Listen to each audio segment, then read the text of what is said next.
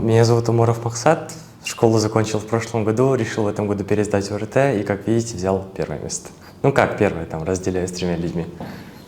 И поздравляем вас с этим отличным результатом. Да, спасибо большое.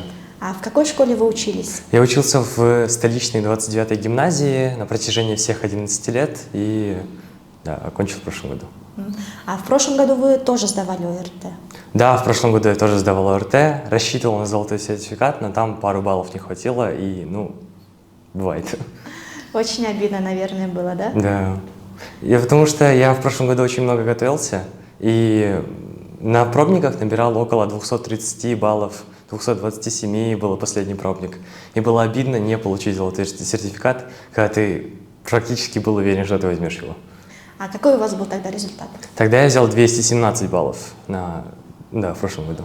А сколько не хватило до золотого сертификата? С того года проходной балл к золотому сертификату был 223 балла, не хватило ровно 6 баллов.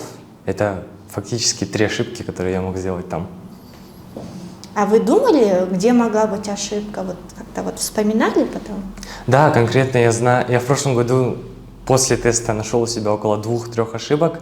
Я точно знал, что я там ошибся. Особенно в некоторых более субъективных частях, особенно в секции аналогий и чтения и понимания. Я спрашивал у друзей, как они отвечали на те же самые вопросы, и у нас ответы расходились, поэтому я примерно думал, может, у меня неправильно там. А вы тогда в прошлом году не стали поступать или как? В прошлом году я поступил, но поступил в Академию ОБСЕ. Это новый универ, который открылся для бакалавров в позапрошлом году, но я отчислился оттуда и переподаюсь. А в связи с чем? Почему? Я просто передумал поступать, там же специальность экономика, а я передумал поступать на экономику, я решил перепоступить на другую специальность, а именно IT. А этот университет здесь, в Кыргызстане? Да. То есть вы год проучились и потом поняли, что это вам не подходит? Да. А вообще сложно было там учиться? Учиться там, наверное, больше сложнее, чем просто. Но с моей точки зрения, я просто привык учиться на английском, потому что готовился к международным тестам на английском, поэтому мне давалось это относительно проще. А когда я спрашивал своих одногруппников, они говорили, что довольно тяжело адаптироваться. Но на самом деле там обучение довольно хорошее. А там было обучение контрактное или грантовое? Там полностью бесплатное обучение. Если ты поступаешь туда, ты учишься бесплатно, и у тебя вдобавок есть стипендия. То есть, получается, они не обращают, они не ориентируются на результат ОРТ, да, этот университет? Нет, они, с самого начала вы должны сдать вступительные тесты. Если вы проходите вступительные тесты, вас будут оценивать на основании ваших баллов ОРТ, как основного, так и дополнительно, там вроде спрашивается математика. А почему вы решили, что это направление не подходит? Почему? Меня всегда тянуло к более техническим специальностям, но тогда я что-то, наверное, не совсем познавал себя и осознавал, что есть мое, что есть не мое. И когда я опробовал, так сказать, тест-драйвнул эту специальность, я понял, что это не совсем мое. А сейчас у вас какие планы? Сейчас я на самом деле поступил в Гонконг и в Венгрию. Я буду думать между двумя этими странами и конкретно куда поступать, но больше склоняюсь к Гонконгу, потому что он более ориентирован на технические специальности, чем Венгрия. А туда вы поступали по результатам их тестирования, да? Их экзаменов? Нет, у них нет своего собственного вступительного экзамена. Они оценивали меня в общем, оценивая все мое портфолио, достижения и тому подобное, но одним из основополагающих факторов является все-таки ОРТ. Ясно. То есть, попав в список золотого сертификата, вы не будете здесь учиться, да, для поступления в Кыргызстане? Да, скорее всего, да. Ясно. А сложно было во второй раз идти и снова переживать все это, проживать? На самом деле, мне казалось, будет тяжело. Но из-за того, что я в прошлом году весь этот процесс уже прошел, уже все знакомое и нет ничего неизвестного, было довольно легко. Я даже удивлялся, что я сижу на тесте, и у меня нет такого волнения. Или это из-за того, что мне не особо было... я не сильно, наверное, фокусировался на своем результате этого теста. Если я в прошлом году 5 месяцев, 6 месяцев готовился и прям стремился к этому золотому сертификату, в этом году у меня не было прям такого сильного стремления, но получилось как получилось. То есть вы отпустили ситуацию? Да. Ясно. А вы, получается, в университет поступили до еще оглашения результатов ОРТ, да? Да. Я поступил туда еще до оглашения результатов, около марта-апреля этого года. И в Гонконге у меня обязательно спрашивали, чтобы я сдал ОРТ и показал им результаты этого ОРТ. А почему эта страна и чем она вас привлекает? Это же Азия, а в Азии сейчас как раз-таки рост технических специальностей, именно, особенно IT-технологии и тому подобное. Тем более я посмотрел, мой универ находится на 30-м месте в мире именно конкретно по моей специальности. Data Science — это отделение программирования, и поэтому я больше склоняюсь к Гонконгу, чем к Венгрии. А как вы думаете, насколько результаты ОРТ помогли вам добиться такого результата и поступить в университет в Гонконге? Ведь, как я поняла, они смотрели в целом ваше портфолио и оценивали вас кандидата как человека, и какой у вас потенциал, да? То есть, насколько вот эта бумажка с результатами ОРТ сыграла свою роль? На самом деле, мне кажется, то, что они оценивают все портфолио, это так, чисто на бумаге. Потому что это все-таки азиаты, и они очень любят, когда у тебя очень высокие результаты по тестам. И поэтому, мне кажется, все-таки сильным фактором для моего поступления стали результаты тестирования. А что сказали ваши родные, когда вот вы решили сменить направление и заново перейти? Они абсолютно поддерживают меня. Они всегда поддерживали меня в любых моих начинаниях, говорили, если тебе это нравится, то иди туда, где тебе нравится. Вот. А как я поняла, вы ко второму тестированию особо не готовились? На самом деле, да. Потому что ко второму тестированию я уже имел некоторую базу. Я в прошлом году занимался в School Club, это образовательный центр, один из самых популярных. И на протяжении 6 месяцев я получил, наверное, достаточно много знаний, чтобы набрать себе эту базу. И к этому тесту ОРТ я готовился максимум неделю-две. Просто повторил то, что знал уже. По математике у меня никаких проблем не было, потому что я сам, наверное, более прирожденный математик, чем любые другие сферы науки. А к русскому мне приходилось готовиться. Потому что русский язык, несмотря на то, что у меня интуитивная, наверное, есть интуиция, которая помогает мне отвечать правильно, мне приходилось вспоминать правила и подобные вещи. Я на это потратил больше всего времени. А были ли еще какие-то сложности в повторном тестировании? Что-то новое для вас, может быть? Тест по кыргызскому языку. Его же добавили только в этом году, и ты обязательно должен его сдавать.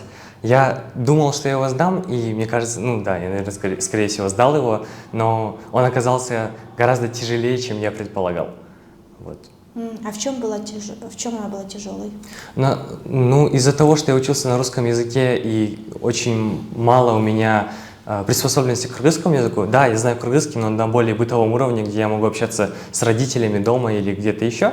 Но как такого академического кыргызского языка, адаби кыргызского языка, у меня особо не было, поэтому было тяжело с словарным запасом, или там еще спрашивали у тебя пословицы на кыргызском языке, а я их вообще не знаю.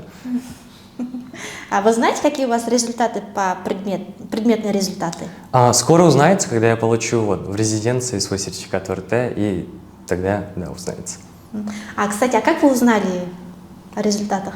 Это была очень интересная история, потому что я играл с друзьями в волейбол, у нас был прям очень матч, и разгар этого матча, и мы играли в 3 команды. То есть 2 команды играют, 3-я отдыхает, пока одна из команд не проиграет. И вот отдыхающая команда, они пошли на улицу, там в магазин себе что-то взять, и они заходят обратно и кричат мне, типа, Максат, ты взял 2-е место, ты топ-2, я такой... в смысле, какой топ-2? Я еще думаю, что за 2-е место, не совсем понимаю, о чем они, и говорю, нет, все равно, давайте потом поговорим об этом, потому что у нас прям разгар матча, и мы проигрываем, поэтому, когда они мне конкретно сказали, что я взял золотой сертификат, я прям очень удивился, выбежал оттуда, посмотрел, а у меня там телефон стоял в раздевалке, и он прям буквально разрывался от сообщений, звонков и тому подобное. В первую очередь я позвонил родителям, сообщил им это, они очень обрадовались, и после я получил еще миллиарды поздравлений от всех моих знакомых. Ясно. А вообще что вы испытали, когда увидели себя в этом списке может, какое-то, удивление, шок, это понятно, да, то есть это в первые секунды такие эмоции, но потом, может, какое-то внутреннее удовлетворение, вот, какое-то понимание. На самом деле, мне кажется, я все еще прохожу вот эту стадию еще отрицания того, что я стал одним из лучших сертификатников этого года, потому что, мне кажется, я не совсем осознаю, что я действительно стал одним из лучших в стране, и осознание еще мне должно прийти на момент, когда мне это, наверное, вручат, и я поздороваюсь с президентом. И мне кажется, это происходит из-за того, что я не сильно прилагал усилий в этом году, а если, как условно, в прошлом году я там учился буквально по пару часов в день, по 5-6 часов в день на протяжении нескольких месяцев, то эффект был бы гораздо сильнее, наверное. То есть вы все еще не верите, что вы оказались одним из лучших? На самом деле нет. Вообще, вот какие советы, рекомендации вы можете дать тем, кто готовится к ОРТ? Вот, может, есть какие-то лайфхаки, вот, отработанные приемы, способы? Да, конечно, есть. Там очень много советов, лайфхаков, но если говорить в общем, наверное, с самого начала нужно готовиться очень рано. Потому что чем раньше ты готовишься, тем больше вероятность, что ты сдашь ОРТ успешно и сдашь на свой необходимый балл. Потому что чаще всего выпускники ошибаются в том, что думают, вот у меня 3 месяца, целых 3 месяца, я смогу вообще легко подготовиться. На самом деле 3 месяцев вообще тебе не хватит. Потому что у тебя там суета из-за выпускных, невыпускных и тому подобных вещей. Тебе нужно готовиться в универы, сдавать вступительные и тому подобное. Там очень много важных дел накладываются друг на друга, из-за чего время у тебя очень сильно сокращается. Поэтому чем раньше ты начнешь, тем лучше ты подготовишься.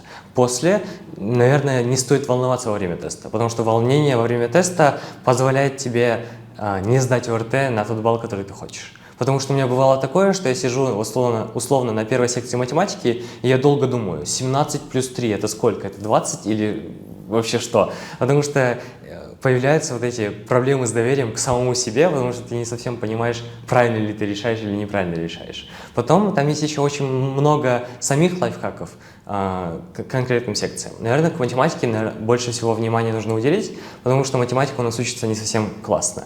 Если вот нет ни одного золотого сертификатника, у которого не практически полная математика, и если ты не берешь ее полностью, то, скорее всего, уменьшается вероятность того, что ты возьмешь золотой сертификат. Проблема в том, что математика у нас учится не совсем классно в школах, и тебе нужно больше понимания этой математики, нежели как у нас в школах говорят, вот выучи вот эту формулу, вот видишь такой случай, подставляй эту формулу в этот случай. Поэтому, наверное, стоит больше пытаться понять эту математику, обращать внимание на это. К этому есть очень много YouTube-каналов и огромное количество ресурсов для конкретного понимания математики, нежели чем заучивание этой математики, поэтому вот такой фокус был бы классный. Потом еще к секциям аналогий и чтения понимания, это вот средние секции в ОРТ, наверное, стоит прикупить книжку ЦОМа. Она называется «Сборник» или как-то там, ну вот, в офис ЦОМа, если сходить, они продают эту книжку за 350 сомов. Если по ней готовиться, там идеально написана логика и как вообще эти вопросы составляются, и куча-куча примеров. И если прорешать их все, выучить все логики, по которым аналогии делаются, то очень огромная вероятность, что ты сдашь эту секцию вообще классно. И последний момент, наверное, русский язык. Вот русский язык, если ты не заучиваешь, то будет очень-очень грустно, потому что там очень мало вопросов, и все эти вопросы очень сильно оцениваются по системе баллов ОРТ. Как я готовился? Я готовился по ЕГЭ, то есть это вариант вот такого вот теста, только в России. Да. И у нас ОРТ практически идеально написан как ЕГЭ. Если условно найти типовые вопросы ОРТ и прорешать все такие похожие вопросы на ЕГЭ, то с большей вероятностью ты сдашь ОРТ очень классно именно эту секцию русского языка. И вроде все. Насчет волнения, это ведь такое чувство, которым человек не всегда может управлять, но как все-таки в этой критической ситуации возобладать собой? Мне кажется, волнение, наверное, зависит от двух вещей. Первое – это то, что ты привык ты или не привык к такой обстановке.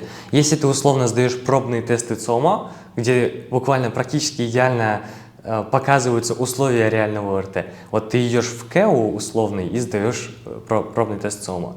И вот привыкая к такой обстановке, решая вокруг похожих людей и привыкая к этому стрессу, наверное, можно избежать этого стресса на самом тесте. И второе, наверное, если первое было привыкание, второе... Ну, здесь паузу же можно оставить? Да, конечно. Да, я забыл, что я хотел сказать. Так, привыкание, второе... Все, вспомнил. Второе, наверное, это фокус на самих результатах этого ОРТ.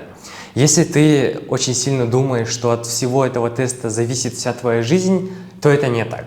Было много-много ситуаций, когда люди плохо сдают ОРТ, но попадают в какой-нибудь все еще достойный вуз и все еще получают нормальную работу, реализуются в жизни и тому подобное. Это не конец жизни абитуриента, если он сдает ОРТ плохо, у него все еще есть очень много возможностей других пересдать ОРТ или, не знаю, пойти в другой вуз, другую специальность, найти свой собственный путь в своей жизни. И если, наверное, воспринимать ОРТ как этап своей жизни, который нужно всего лишь пройти, то стресса будет гораздо меньше.